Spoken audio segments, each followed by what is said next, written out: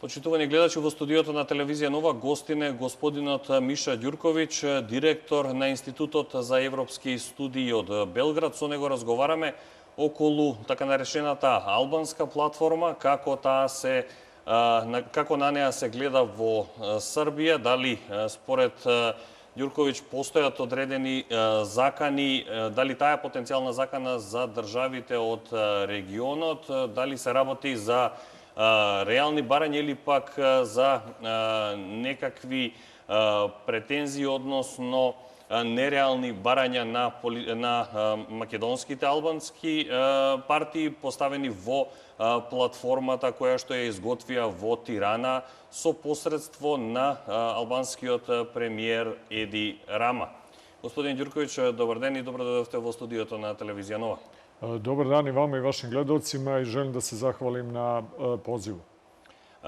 Првото прашање, претпоставам сте ја виделе платформата и во Белград предизвикува внимание, бидејќи сме во непосредна близина соседи. Каква е првичната перцепција во Белград на платформата на албанските партии во Македонија, изготвена во Тирана со посредство на Еди Рама? Дали сметате дека се бараат некои реални барања во платформата, кои што треба да ги добијат етничките албанци, или пак сметате дека има една поголема слика во позадина на оваа платформа? Prvo, hoću da kažem da se u Beogradu i u Srbiji vrlo pažljivo prati razvoj čitave ove krize u Makedoniji, koja nažalost traje već nekoliko godina, i sa naravno velikim simpatijama za nama vrlo bliski narod, dakle makedonski, i za makedonsku državu. Dakle, kad govorite o ovim aktuelnim dešavanjima i pokušajima da se napravi nova vlada koja bi bila zasnovana na takozvanoj platformi iz Tirane, to je recimo prošlog vikenda u Beogradu bukvalno bila ključna vest, dakle kada se pojavila ova ideja o tome, pre svega naravno ovaj deo oko traženja takozvanog genocida, osudi i donošenja rezolucije o genocidu od 1912. i 1956. godine, ali moram da kažem da i pored toga, dakle čitava ideja na kojoj bi ta navodna vlada trebala da formira, zapravo posmatra se kao jedan korak u rasturanju Makedonije. Jer dakle, to nije vlada koja, čitava ideja tiranske platforme nije ideja za formiranje vlade na osnovu sadašnjeg ustava i ustavnosti Republike Makedonije, nego je to direktan zahtev za izmenom faktički ustava i sistema, suštinskog sistema Makedonije u kome se uvodi, dakle, i kao što znate, jezik na čitavoj teritoriji, dakle, postaje, kako bih rekao, dvonacionalna država na neki način. S druge strane, ovo što se očigledno najavljuje, to su koraci ka kantonizaciji, ka pravljenju za početak zajednice albanskih opština, a nakon toga, ono što se već uveliko najavljuje, federalizacija Makedonije, koja po nama se vidi kao jedan korak u zapravo pokušaju da se ta država razbije. S te strane, to je zaista jedno od najvažnijih pitanja danas u Beogradu. Mi svi vrlo detaljno pratimo, jer je u pitanju, dakle, i elementarna, ne samo, dakle, pitanja koje se odnose na eventualno štete koje bi Srbija mogla da ima sa takvim zahtevima i pogoršanje odnose, jer sa tom vladom svakako Beograd ne bi mogao da ima dobre odnose, nego i ono što je nama veoma problematično, dakle, dugoročno gledano, to je podrivanje elementarne bezbednosti i opstanka države Makedonije. A hoću da vam kažem, dakle, u Srbiji zaista svi imaju punu simpatiju za očuvanje te države i pre svega ono što želimo, to je da sami Makedonci i makedonski narod odlučuju o svojoj sudbini, a ne da im se sa strane, bilo iz susedstva ili iz nekih velikih država, nameće to rešenje. Ја сметате ли ваквата платформа како потенцијална закана и за другите држави од регионот, вклучително и Србија? Може ли ваквата албанска платформа да предизвика движења во оваа насока и во Србија? Pa to jeste ideja. Naravno, postoje tu već razna dešavanja i kontinuitet svega onoga, dakle, problem koji mi imamo sa Kosovom za početak.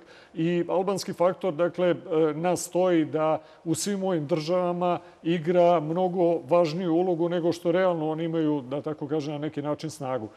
U ovom konkretnom slučaju svakako je potpuno neuobičajeno. Dakle, to nije praksa koju možete naći bilo gde, da se vlada vlada jedne države formira na osnovu platforme koja se donosi u nekoj drugoj državi, a dakle u ovom konkretnom slučaju u Tirani. I to jeste jedan presedan na koji nijedna država i nijedan politički sistem faktički ne bi trebao i ne bi smeo da pristane ako ne prihvata zapravo da sam sebe eliminiše. Го споменавте прашањето за геноцидот од 1912 до 1956, кој што е наведен како една од точките во платформите. Освен прашањето за јазикот, за употребата на албанскиот јазик, ова исто така беше едно од прашањата кое што дигна многу голема врева во Македонија, иако оној документ, договор помеѓу СДСМ и ДУИ за влада го немаме официјално видено. Едната верзија дека се обвинуваат србите, бугарите, друга е дека нема одредена верзија.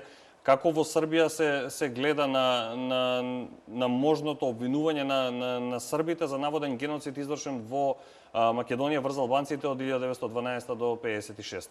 Pa prvo, potpuno je neobično i moram da kažem vrlo čudno u najmanju ruku da nešto što se naziva platformom na osnovu koje bi trebala da se formira vlada, strane koje su donele ili usvojile tu platformu, kao što čujemo, se trude da ne izađu u javnost. Kao što ste videli, s jedne strane, predstavnici albanskih političkih partija jednu priču navode u javnosti, a s druge strane, gospodin Zaev i gospođa Šekerinska su imali vrlo kontradiktorne izjave. Naprimjer, sam gospodin Zaev je u beogradskim medijima tvrdio kako to nije tačno i kako on to navodno neće da prihvati. Dok je onda gospođa Šekerinska 2 dana nakon toga izašla i rekla ne, da zapravo to jeste tačno, da je to deo koalicionog sporazuma i tako dalje. Mi bi zapravo volili za početak da vidimo šta je to, dakle, da se otvoreno razjasni i to mislim da je pre svega pitanje za gospodina Zaeva, dakle, šta se u toj platformi nalazi. To nas, kao što ste rekli, veoma mnogo pogađa, mislim, pogađa same građanje Makedonije, koji će pre svega biti posebno u onom delu do 56. godine optuženi za genocid, dakle, državu Makedoniju, jer Republika Makedonija, koja je formirana, dakle, od 44-45. godine pa do 56. godine, imala elemente, uslovno rečeno, suverenosti i kvazi državnosti, onda bi samo Skoplje bilo pre svega optuženo za tu priču. Ono što nas, naravno, najviše zanima u Beogradu i u Srbiji jeste zapravo pod jedan, da li se to tu nalazi i drugo, kako ta vlada misli da gradi sutra odnose sa Srbijom. Jer mi zaista smo se trudili, to mogu da kažem otvoreno i sa ponosom, dakle od 1991. godine i nakon raspada tadašnje Jugoslavije, Beograd i Skoplje su gradili vrlo dobre i prisne odnose. Kao što znate, i tokom kriznih vremena i u Srbiji i ovde u Makedoniji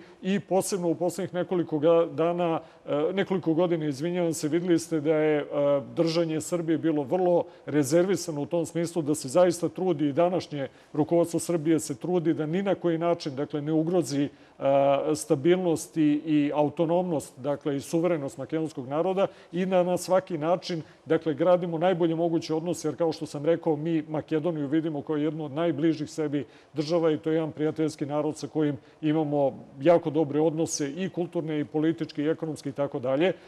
Ukoliko se formira vlada koja bi imala za platformu, dakle, usvajanje sa takvom platformom, u najmanju ruku, dakle, ti odnosi ne bi bili na taj način dobri i u svakom slučaju bi bili mnogo rezervisaniji i ja se bojim da to prosto i za Makedoniju u ovakvoj krizi ne bi bilo dobro rešenje u narednom периоду.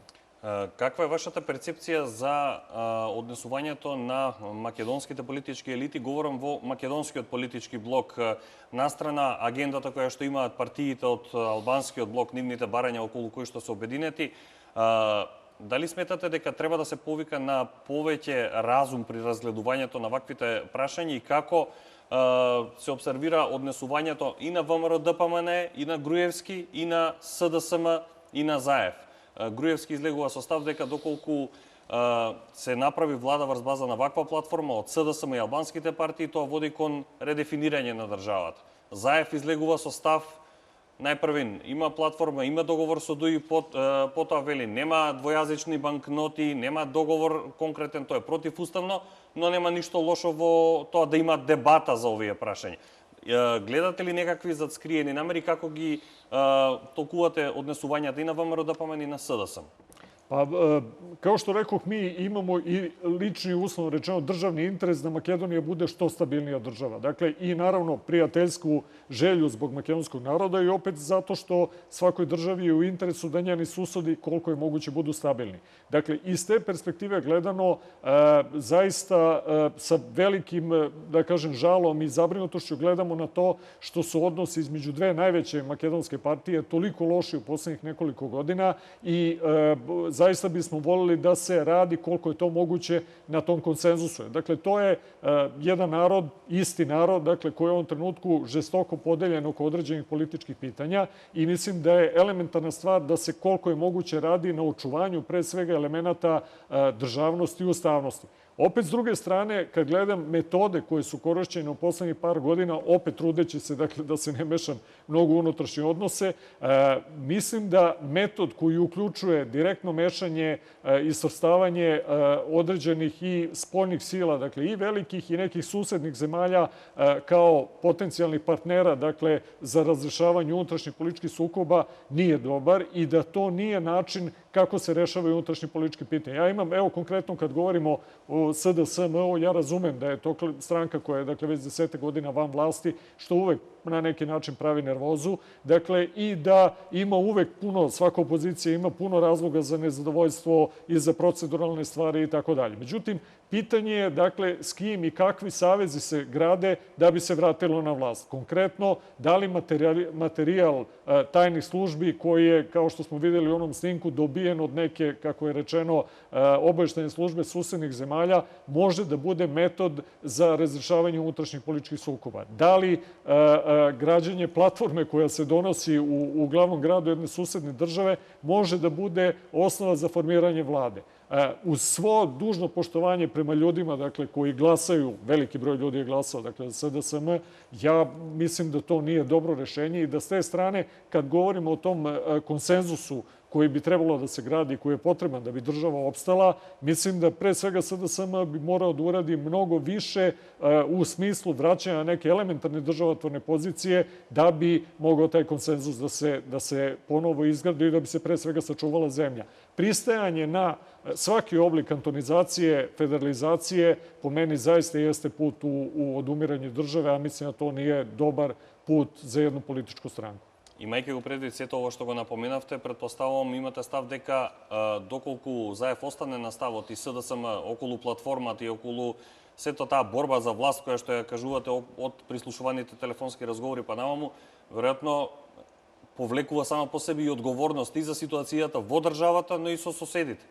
Ne, apsolutno. Dakle, odnosi sa susedima, ja sam u ovom trenutku govorio o odnosu prema Srbiji, svakako sa tom platformom neće biti dobri, a bojim se da to je način koji bi i neke druge susede, dakle, podstakao na malo drugačije ponašanje, ako ono već nije na delu ovde, koje bi uključivalo, kao što znate, i određene vrste i pretenzija prema teritoriji i tako dalje. U svakom slučaju, dakle, ja imam, moram da kažem, puno razumevanje za ponašanje predsednika Ivanova u ovom trenutku. Токму тоа ми беше последното прашање. Оваквата платформа покрена буквално реки народ, голема маса народ на протести низ целата држава. Последниот пат беше 26 градови, освен во Скопје низ целата држава. Граѓаните велат да за унитарност и против редефинирање на Македонија. И во тој контекст сакам да ве прашам во која насока, како ја толкувате одлуката на председател Иванов да не го додели мандатот на партија која што преговарала за платформа составена во туѓа држава? Dakle, ustavno pravno, kao što ste videli, tumačenja poteza predsednika Ivanova se razlikuju, zavisi od analitičara, pravnih stručnjaka i tako dalje. Svakako element ustavnosti, opšte ili običajne ustavnosti koji je bio na sceni sve do sada u smislu da vodeća makedonska partija koja dobija najveći broj glasova formira vladu sa ovom koalicijom i ovom platformom je nešto što se stavlja ad acta, a nije jasno, dakle, zbog čega. Recimo, kad govorimo samo o pitanju ustavnosti. Međutim, gospodin Ivanov se vodi jednom mnogo važnijom stvari koja je iz političke teorije, dakle, fundament opstanka svake države, a to je državni razlog. Dakle, državni razlog čak i kad bi se moglo tumačiti da je ustavno-pravno bi imalo smisla formirati takvu vladu ukoliko ta koalicija dolazi sa platformom koja direktno ugrožava opstanak države, a ja se tu zaista slažem sa gospodinom Ivanovom, on ima puno pravo da odbije, da preda vlast u ruke ljudima koji bi izvršili samoubistvo sopstvene države. Dakle, radi se o elementarnom državnom razlogu. I s druge strane, potpuno je pitanje moralnosti, izbora koji su održani se takođe dovodi u pitanje. Dakle, ja se ne sećam da je SDSM išao sa platformom u kojoj kaže da će sutra graditi vlast sa kojom treba da federalizuje i razbije državu. Platformata je napravena po izborite. Apsolutno. Dakle, u tom smislu, da zaključim, mislim da je i odluka gospodina Ivanova sve dok se ne pojavi platforma koja bi bila makedonska, koja ne bi ugrozavala državu i bilo koja vlada formirana na tim osnovama, on ima puno pravo da odbije davanje mandata i s druge strane mislim da su zahtevi za održavanje novih izbora u kojima bi recimo gospodin Zajev i SDSM jasno izašli sa takvom platformom pa da vidimo onda šta birači misle. Dakle, jedna najlogičnija, najelementarnija, u krajnjem slučaju najmoralnija odluka u ovom trenutku. Господин Ѓурковиќ, ви благодарам за гостувањето во телевизија Нова и за сите ваши согледувања на разни аспекти од политичката криза во Македонија, платформата, однесувањето на политичките партии, она што ни се случува на улиците како последица на платформата и она што можеме да го одредиме, да го предвидиме како би се движела државата, во која насока во периодот кој следи, како и сама Република Македонија, така и во однос со соседите. Ви благодарам. U svakom slučaju, evo, ako mi dozvolite još jednu rečenicu, želim još jednom da vam se zahvalim i da uputim zaista punu podršku građanima i narodu Makedonije danas, da pre svega sačuva mir, da sačuva, dakle, koliko je moguće hladnu glavu i da, naravno, što je još važnije od svega, sačuva svoju državu. Ви благодарам уште еднаш. Hvala vam. Почитувани гледачи, тоа беше разговорот со господинот Миша Ѓурковиќ, директор на Институтот за европски студии од Белград.